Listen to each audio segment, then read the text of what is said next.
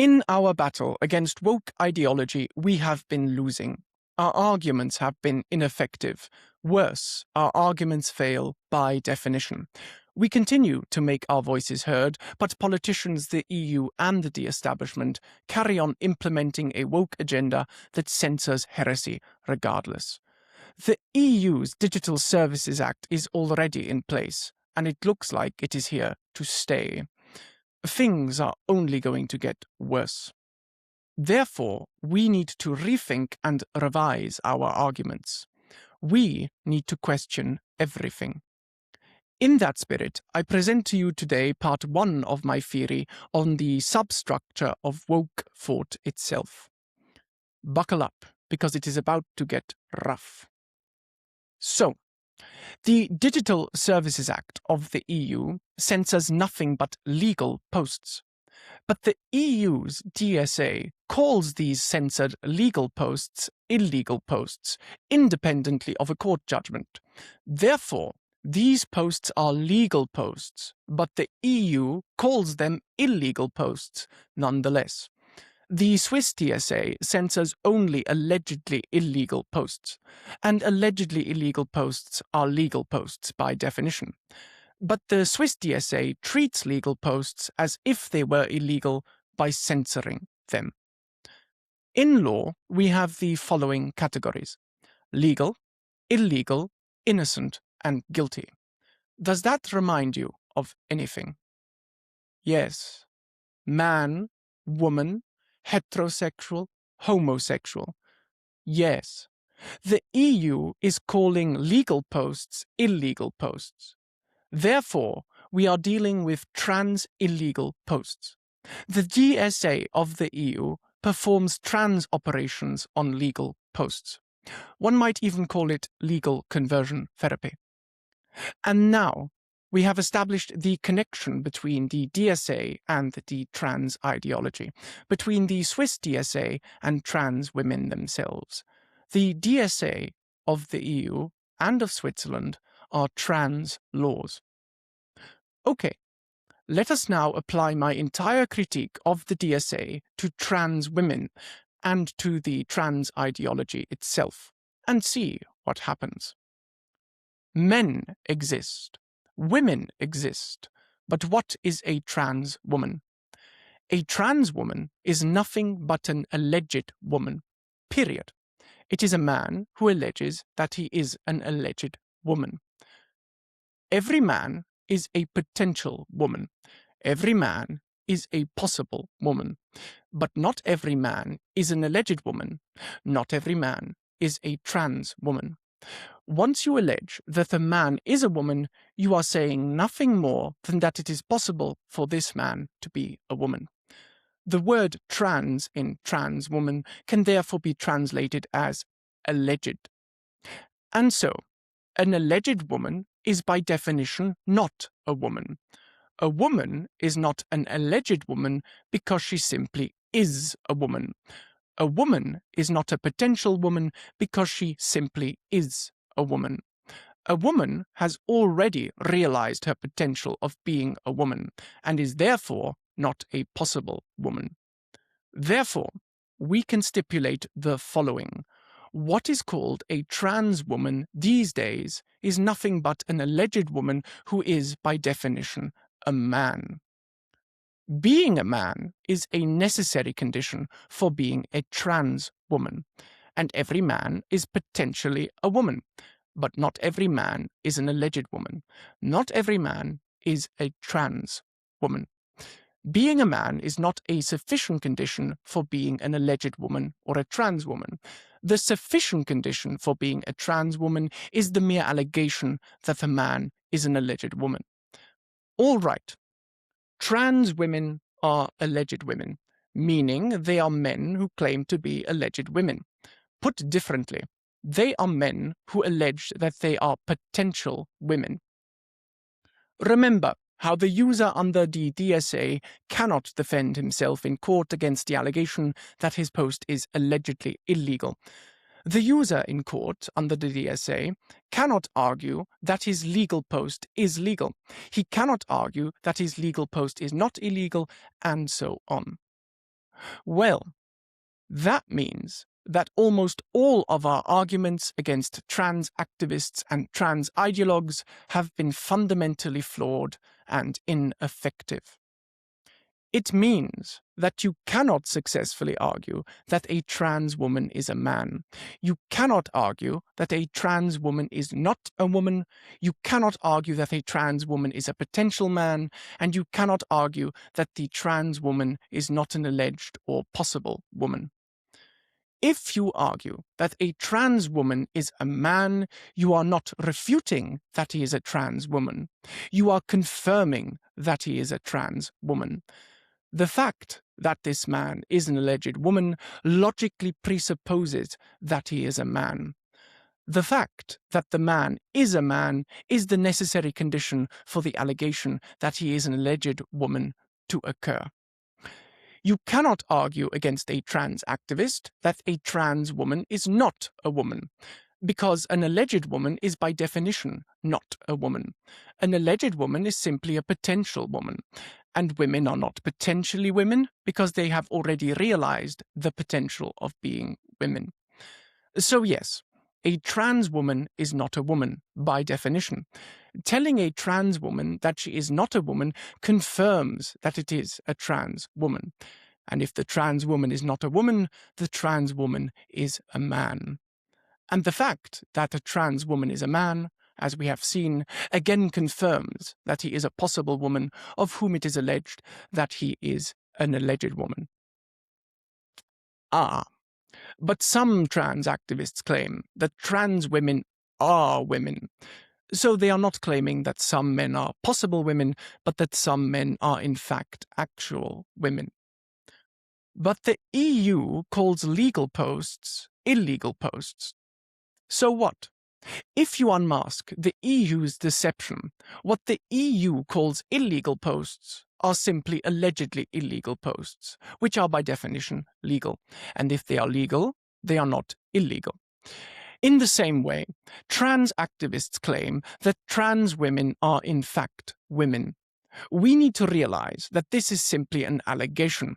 The EU pretends that a mere allegation of illegality makes legal posts illegal, and trans activists are pretending that a mere allegation makes men into actual women. But these trans women are not actual women. They are simply men who are alleged to be alleged women. It is pure nonsense, and we need to recognize that. Trans activists are saying that some men are possibly possible women, or that some men are allegedly alleged women. It is ridiculous. The next argument you cannot make to refute that the man is a trans woman is the following. You cannot argue that the trans woman is a possible man or an alleged man. A trans woman simply is a man, not a potential man. A man is a man, and not an alleged man, and not a potential man. You cannot refute the allegation that a trans woman is an alleged woman, period. Allegations of potentiality are irrefutable by their very nature. Now, what does this mean? It means that all of our standard arguments against the trans ideology have failed against the idea that trans women exist. Our argument that trans women are men has failed. Our argument that trans women are not women has failed. Our argument that a trans woman might consider the possibility that he is a man has failed. And our argument that trans women are not trans women has failed, because you cannot refute the allegation that a man is allegedly a woman. In other words, our arguments so far have not refuted the idea of trans women. Saying that a trans woman is a man is not a refutation, but a confirmation that the man is a trans woman. This means that the argument that a trans woman is a man is in fact a trans-affirmative argument. Yes, our arguments so far have been trans-affirmative arguments.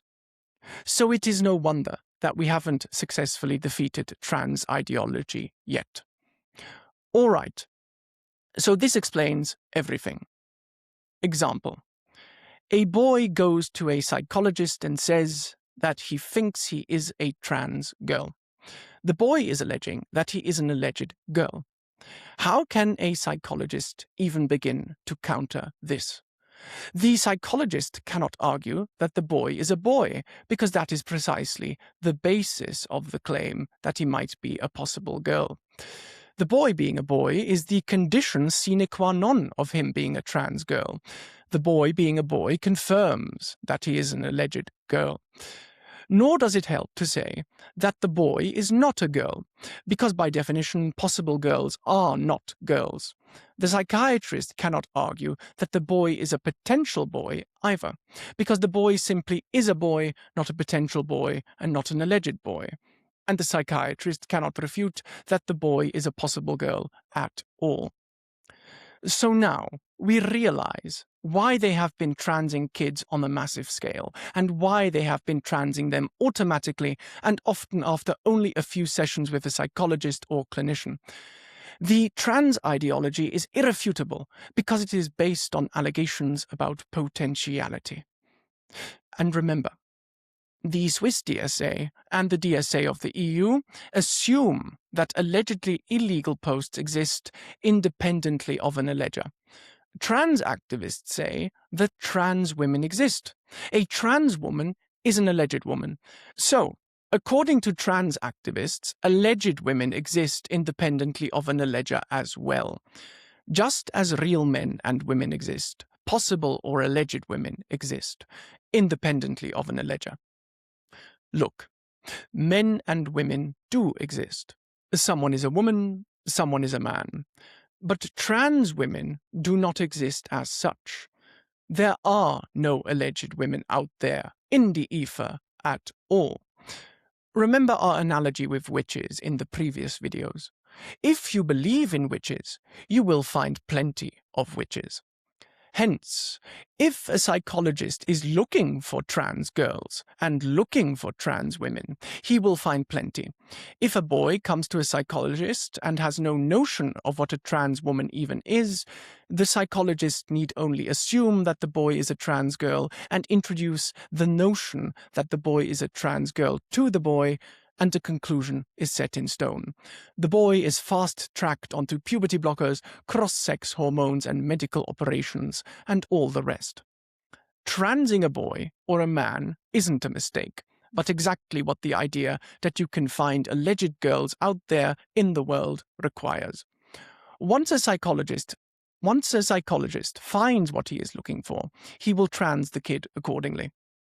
So, the moment a psychologist entertains the possibility that a boy is a trans girl, the logic becomes unavoidable, even if the boy never raised the idea himself. And that is also why trans ideology has spread as a social contagion. Like the tragic fire in the Swiss town of Crans-Montana on the 1st of January 2026, the trans ideology spreads by flashover. And like a black hole, once you cross its event horizon, it becomes irresistible and impossible to escape. And why are trans activists unable to answer the question, what is a woman? Remember that under the DSA, if you take Facebook to court, the question before the civil judge is not whether the post is illegal, the question is whether the post is allegedly illegal. So it's a question of whether a legal post is potentially illegal or allegedly illegal. And the only answer to the question, what is potentially illegal, is everything legal is potentially illegal. And that is exactly why the EU can censor all legal posts on a whim the minute an allegation is made. Trans activists do not accept the question, what is a woman? That is not their question. They have a different question. Their question is, what is a possible woman? And the only answer to that question is, every man is a possible woman. And that is exactly how trans activists and trans thinkers think. Trans activists also ask, what is an alleged woman? And the only answer to that question is, every man who alleges that he is an alleged woman is an alleged woman. The concept of self-ID is just a self-allegation. It is a man who alleges that he himself is an alleged woman. And now we have seen that our arguments have failed to work because we have not understood the philosophical framework we are dealing with. Traditional arguments do not work. Normally, the question in court is whether something is illegal, whether something is actually illegal. But now the question is this post potentially illegal, or is this post allegedly illegal? The question is not whether a man is a man or whether a woman is a woman. The new question of our age is whether a man is a potential woman or whether a woman is a potential man, whether they are alleged women or alleged men. We need to be clear. We are dealing with sheer gibberish here. Illogical nonsense has somehow been able to weasel its way into the law and into gender clinics, into the practice of psychology itself.